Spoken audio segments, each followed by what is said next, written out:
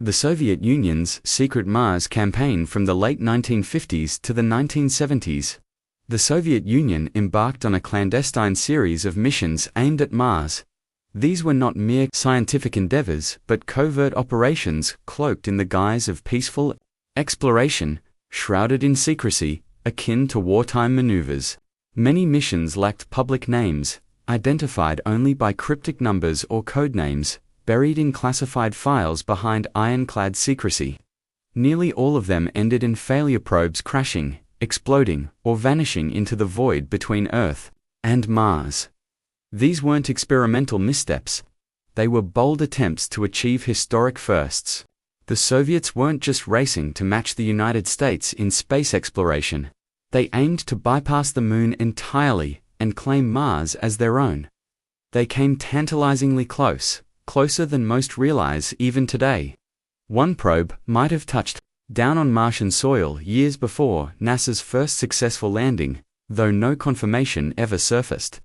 The data vanished, the mission was denied, and it became another phantom in the Soviet space archives. For decades, these efforts were erased from public knowledge, omitted from news, and absent from history books. Even now, many of the photographs and records from that era remain hidden, lost, or deliberately forgotten.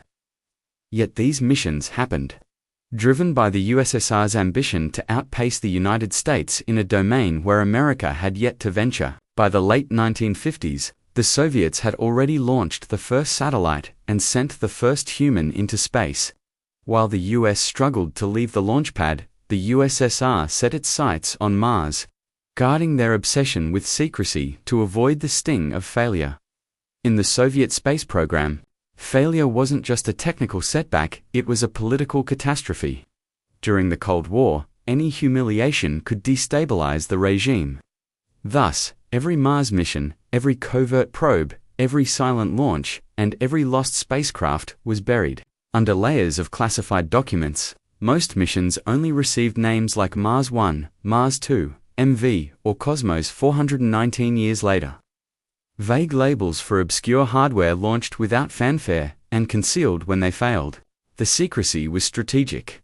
Mars was a propaganda tool. Both superpowers often suppressed details of failed missions to project technological supremacy. A Soviet triumph on Mars would signal dominance over the solar system, and the less the world knew, the more control the USSR had over the narrative.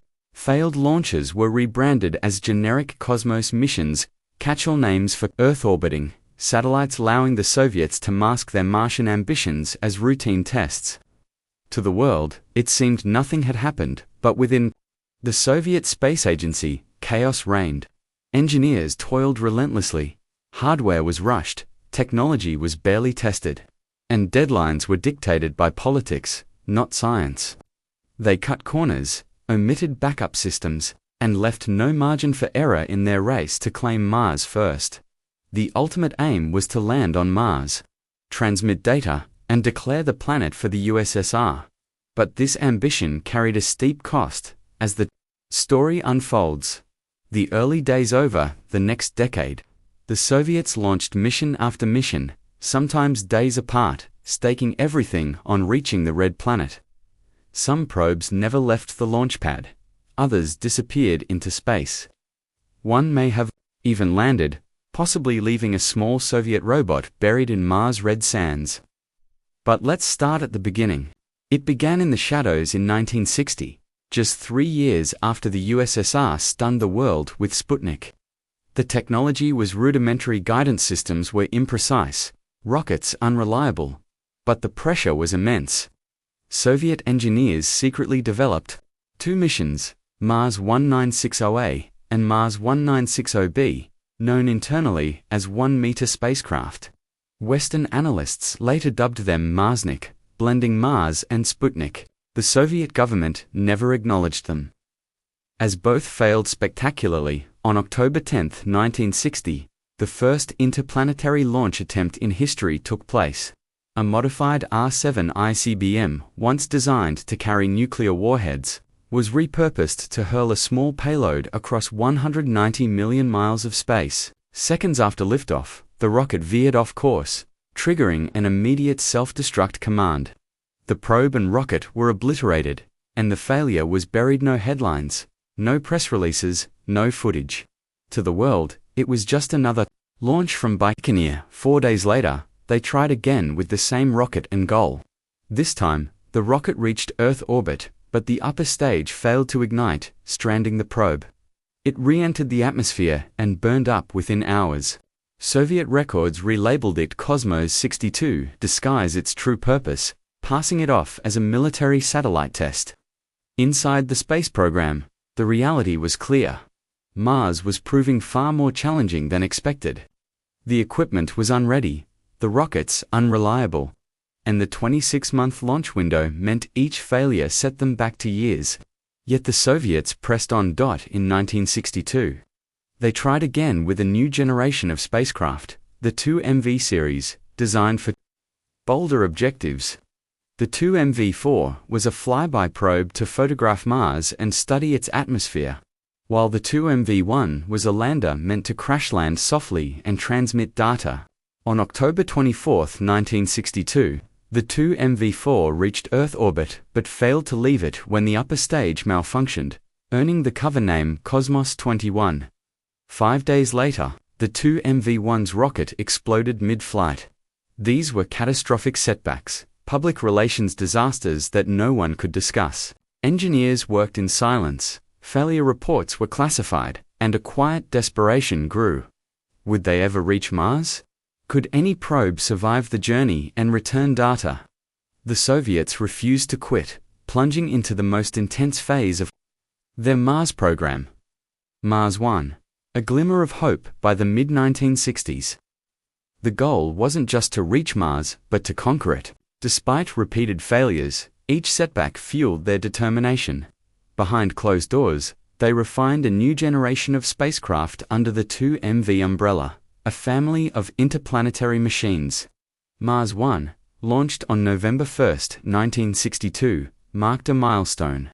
For the first time, a Soviet probe successfully left Earth orbit and coasted toward Mars. Traveling nearly 124.2 million miles, equipped with a magnetometer, radiation detectors, cosmic dust sensors, and instruments to detect water vapor, it sent back 61 transmissions. Then, on March 21, 1963, at roughly 106 million miles from Earth, it went silent, likely due to a leak in its attitude control gas tank, causing it to drift and lose antenna alignment. Mars 1 was lost, but it proved the Soviets could reach Mars, boosting morale and driving them to aim higher. Zond 2 and beyond in late 1964. Zond 2 launched with advanced systems, including 6 experimental plasma thrusters and an infrared spectrometer. To study Mars' surface and search for vegetation, it flew toward Mars for nearly 6 months, but contact was lost, possibly due to a power or thermal control failure. It missed Mars by about 1,000 miles, another near miss, another ghost probe. Each failure taught lessons, and the Soviets upgraded their technology. Between 1965 and 1968, a curious silence followed. No public Mars missions, no launches, no press. Behind the scenes, the Soviet Mars team was preparing for their most ambitious endeavor yet. Not just flybys, but orbiting Mars and landing on its surface. This required bigger rockets, heavier spacecraft, reliable data links, and precise orbital insertion. In 1969, they launched Mars 1969A and Mars 1969B, the M69 series, the most advanced Mars probes ever built. These bus-sized spacecraft carried cutting-edge instruments for imaging, surface scanning, and long-range communication. One was designed to achieve the first soft landing on Mars. To launch them, the Soviets relied on the Proton K rocket, a 190-foot giant with 2.4 million pounds of thrust, proven for heavy deep space payloads. The launch was set for March 27, 1969, a moment the USSR had spent years preparing for. But, as history would show, even the most advanced spacecraft and powerful rockets couldn't guarantee success. What followed was one of the most spectacular disasters in Soviet space history. a failure so explosive it remained hidden for decades. The Soviet Mars program, triumphs and tragedies, the catastrophic failures of 1969. Mars 1969A was primed for launch. The red planet aligned perfectly, and all systems were green. As the countdown reached zero, the Proton K rocket's engines thundered to life, shaking the ground. But mere seconds after liftoff, disaster struck. The rocket erupted into a colossal fireball, visible for miles across the Kazakh steppe. The explosion was so powerful, it shattered windows in nearby villages and sent flaming wreckage scattering across the landscape. The probe, the rocket, and parts of the launch tower were obliterated in one of the most devastating launch failures in Soviet history. Just 5 days later, undeterred, the Soviets tried again with Mars 1969B. The mission mirrored its predecessor, same rocket, same ambitions. But history repeated itself in a different form. During stage separation, the upper stage malfunctioned, sending the payload tumbling back into Earth's atmosphere, where it burned up before escaping the planet's gravity. 2 multi-million-dollar missions, years of meticulous planning, and cutting-edge spacecraft were reduced to ash in less than a week. The devastation was profound, shaking the confidence of the Soviet space program. These were meant to be the crowning achievements of their Mars campaign, a bold response to America's successes with Mariner 4 and 6. Instead, they became a national embarrassment, hidden from the world. The Soviet Union went to extraordinary lengths to conceal these failures. While American mission mishaps were often broadcast publicly, Soviet secrecy was ironclad. Only triumphs were revealed. Failures were buried in classified archives. This secrecy obscures the true scope of their Mars program. It's estimated that at least 6 additional probes, possibly more, were launched under vague designations, like Cosmos or Zond, to mask their true purpose. Some may have reached orbit, others failed at launch, and some might have been deliberately destroyed to erase evidence of failure. Even today, many mission details remain redacted or lost in Soviet archives. This wasn't just a race to Mars, it was a shadow war of information, fought with rockets, data links, and silence. Yet, despite the setbacks, the Soviets pressed on, determined to reach the Martian surface. Mars 1971, a historic touchdown, bloodied but unbowed. The Soviet Mars program entered the 1970s with a singular focus: land something, anything, on Mars. In 1971, they launched 2 ambitious missions, Mars 2 and Mars 3, each comprising an orbiter to study the planet from above, and a lander designed to descend through Mars' alien atmosphere. These landers were equipped with advanced sensors, soil scoops, weather stations, and a groundbreaking innovation, a small rover called Propim, the size of a lunchbox. Propim had no wheels but moved awkwardly on metal skis, tethered to the lander. To transmit data, this was revolutionary. No one had attempted a rover on another planet before. On November 27, 1971, the Mars 2 lander entered the Martian atmosphere at over 13,000 miles per hour. But tragedy struck again. Its parachute failed to deploy correctly, and the descent system malfunctioned. The lander crashed into the Martian surface, becoming the first human-made object to touch the red planet, albeit in pieces. No signal, no data, just silence. Yet, this marked a historic milestone. The Soviets had reached Mars, even if by crashing. Days later, on December 2, 1971, Mars 3 followed. This time, the systems functioned. Parachutes deployed, retro-rockets fired, and the lander made a controlled descent through a ferocious Martian dust storm.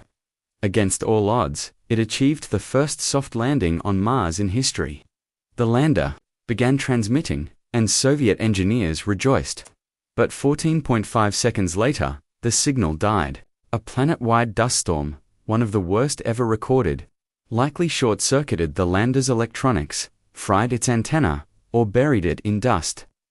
Despite its brief life, Mars 3 accomplished something extraordinary. It sent back the first image from Mars' surface. The picture was a blurry mess of gray static, devoid of clear features, but it was historic, the first transmission from another planet's surface. Tragically, the Propham rover never deployed. The lander's failure cut the mission short. Somewhere in the Martian dust, that tiny rover remains frozen in time for over 50 years, a silent relic of Soviet ambition. The Soviets had tried to conquer Mars before anyone else.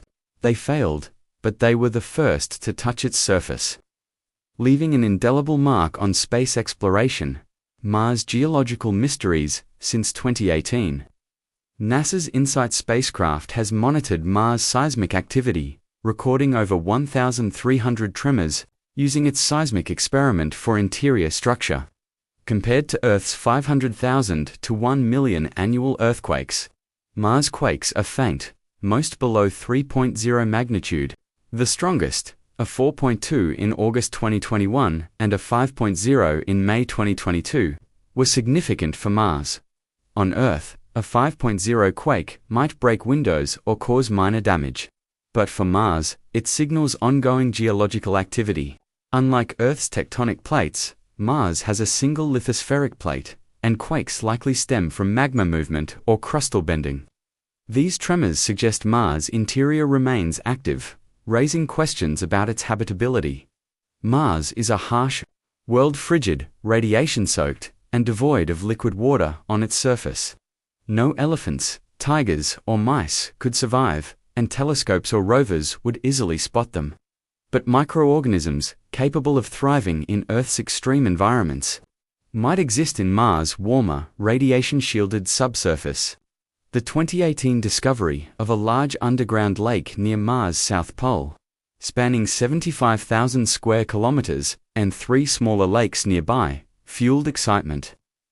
In 2022, the ExoMars orbiter detected vast water reserves, frozen or liquid, in the Valles Marineris canyons, equivalent to the size of the Netherlands, within 3 feet of the surface. On Earth, subglacial lakes, like those in Antarctica, host microbes and fish, hinting at similar possibilities on Mars. However, Mars lakes may be frozen or hypersaline, potentially too harsh for life. Scientists are analyzing these lakes' composition to assess their habitability.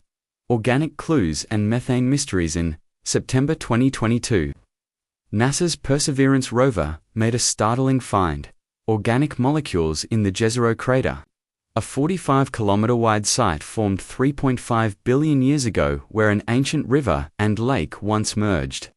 This delta, rich in sand, dirt, and salts, is ideal for preserving signs of life. Perseverance's Sherlock instrument detected carbon-hydrogen bonds, critical for life, intertwined with sulfates, which on Earth preserve organic matter and fossils. While these molecules might have formed naturally, their presence in a once environment is tantalizing. Future missions aim to return these samples to Earth for deeper analysis. The Curiosity rover also detected elevated methane levels, 21 parts per billion, in Mars' atmosphere. On Earth, methane often stems from biological activity, but on Mars, it could result from rock-water interactions. If the methane is recent, it suggests ongoing processes, possibly biological. Scientists are also studying carbon dioxide, which comprises 96% of Mars' atmosphere. The MOXIE experiment on Perseverance, a toaster-sized device with 3 untold nickel alloy parts and a gold coating, converts CO2 into oxygen. In its first test, MOXIE produced 5.4 grams of oxygen, enough for an astronaut to breathe for 10 minutes. By processing Martian regolith, MOXIE could also produce fuel, air or water when combined with hydrogen. A critical step for future colonization. The path to human exploration. NASA and SpaceX, led by Elon Musk, are advancing Mars exploration. Musk envisions astronauts on Mars by 2029, with SpaceX's Starship, powered by 14 Raptor engines already in testing. NASA plans to use Starship for lunar landings in 2025 or 2027 under the Artemis 3 mission, with the Moon serving as a refueling base for Mars missions by 2040. The Valles Marineris, with its water reserves, is a prime landing site for future colonists who will need water for drinking, crops, and survival. Mars' toxic atmosphere, carbon dioxide, nitrogen, and argon makes oxygen production, via MOXIE, essential. Musk also plans to produce methane and liquid oxygen on Mars for return trips. Using water ice and atmospheric CO2. If microorganisms are found in Mars' subglacial lakes, they could reveal how life adapts to extreme conditions, aiding human colonization. The Soviet Union's early failures and fleeting triumphs laid the groundwork for these discoveries, proving that even in defeat, the quest for Mars drives humanity forward. What do you think? Could life have once thrived on Mars? Do you think there was ever life on Mars? Let us know in the comments and leave a like if you enjoyed this video, and to stay updated on the latest science news, subscribe to the channel. Thanks for watching.